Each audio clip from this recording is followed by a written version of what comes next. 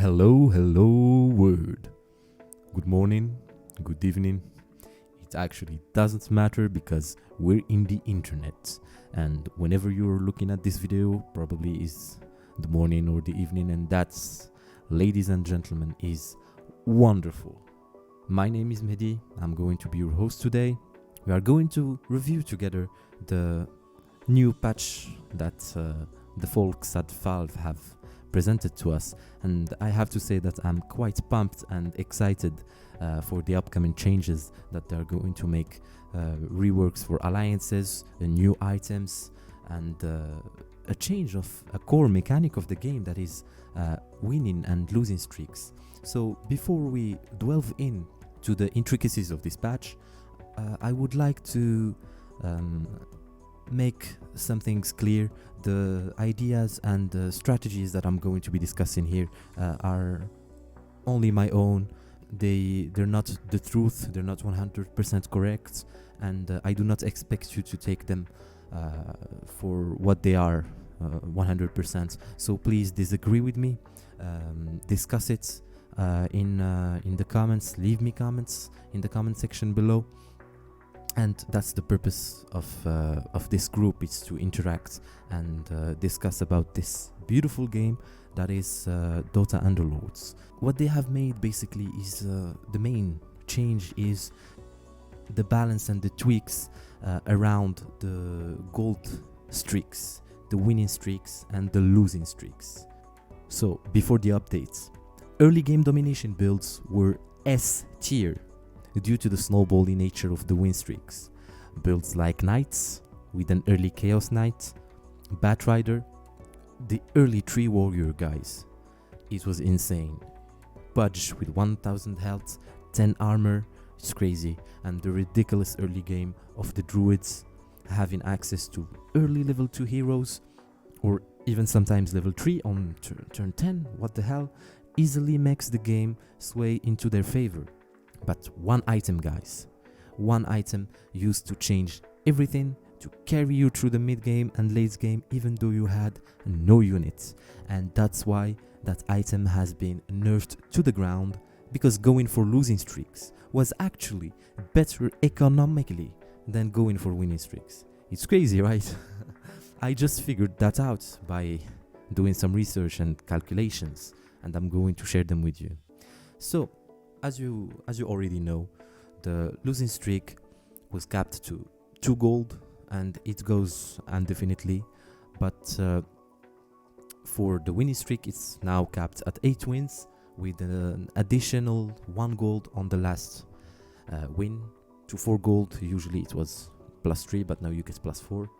So if we do the calculations, before the updates, we noticed that the losing bonus streak was actually quite similar to the win bonus streak, providing each +12 gold.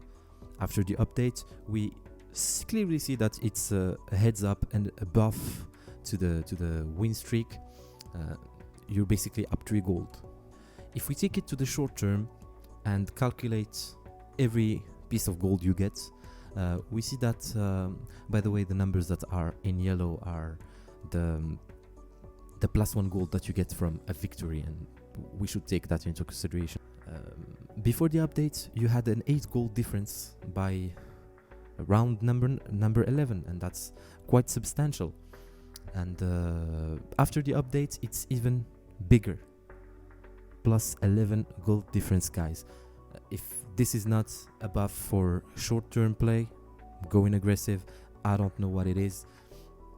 The thing is that before, if you had silver lining, the yellow numbers were the same for the lose bonus streak.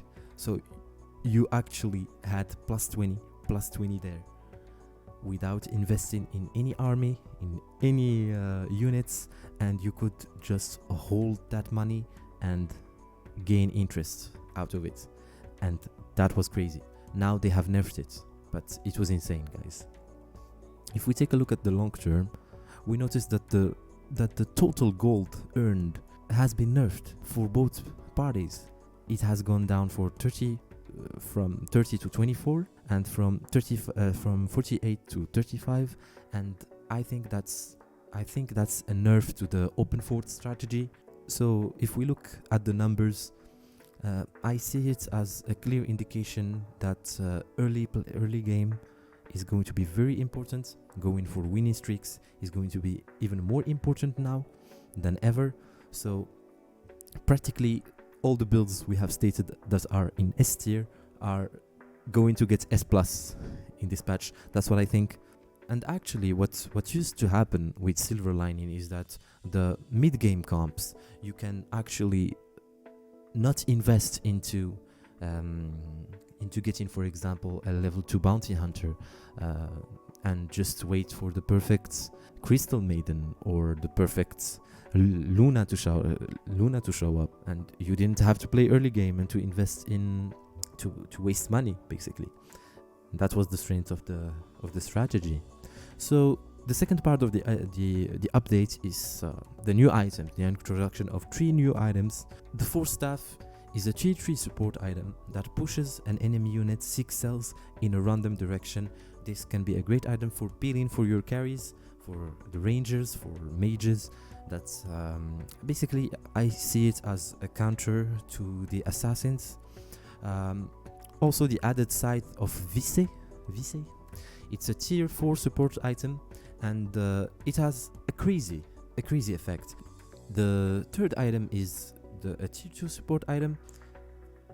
It's basically, I don't respect Bloodbound strategy, so I don't think much about it. It can be pretty, I don't know, fun to play with, but when it comes to meta play, I don't think it's going to change anything.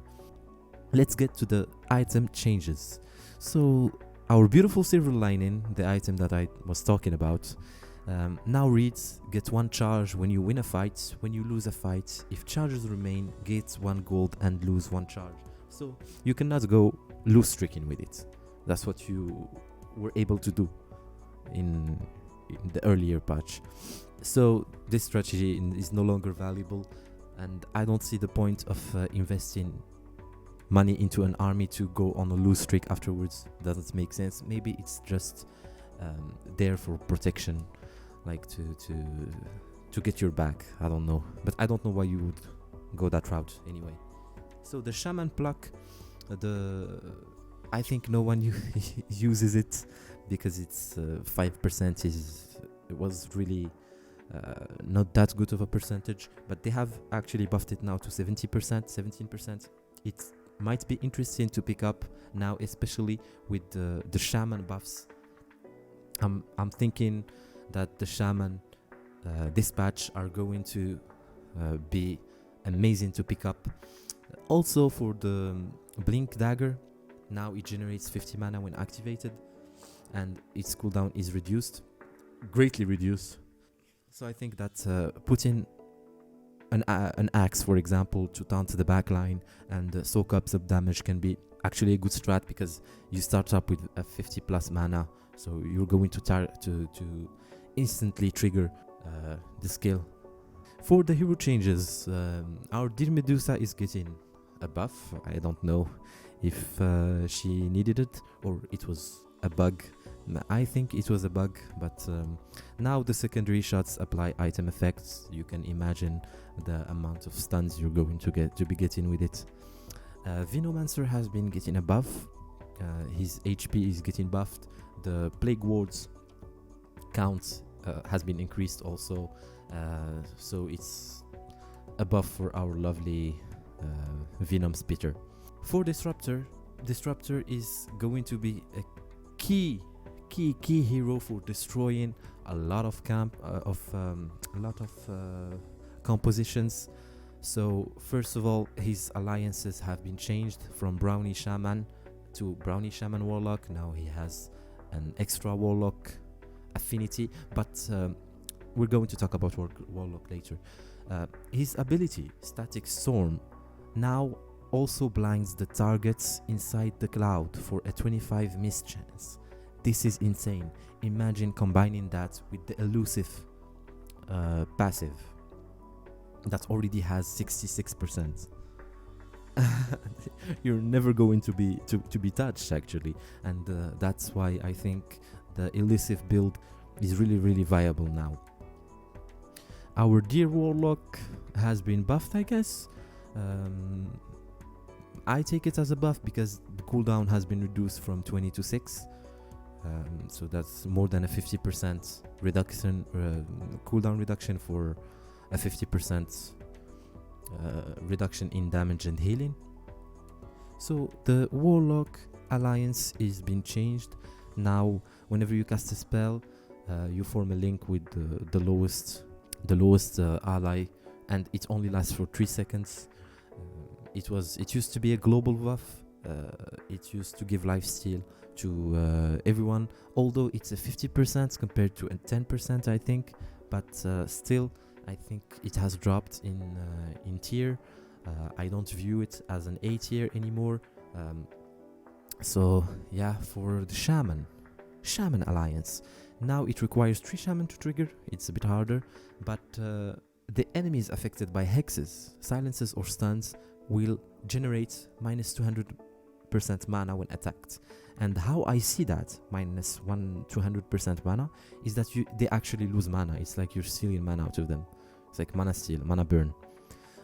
So imagine you're having the anti-mage passive on all of your heroes. That's actually crazy.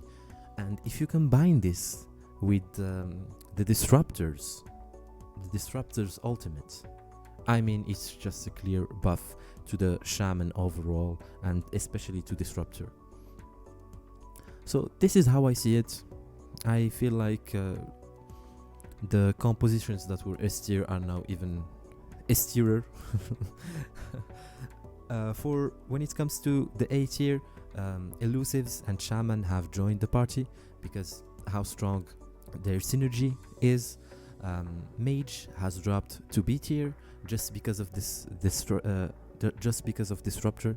The Disruptor buff is just going to annihilate your spellcasters, and Warlock has dropped for me from B to C tier because of the passive nerf. So that's it, guys. I hope you enjoyed it. Like the video if you liked it. Comment below if you disliked it, and I will see you guys soon.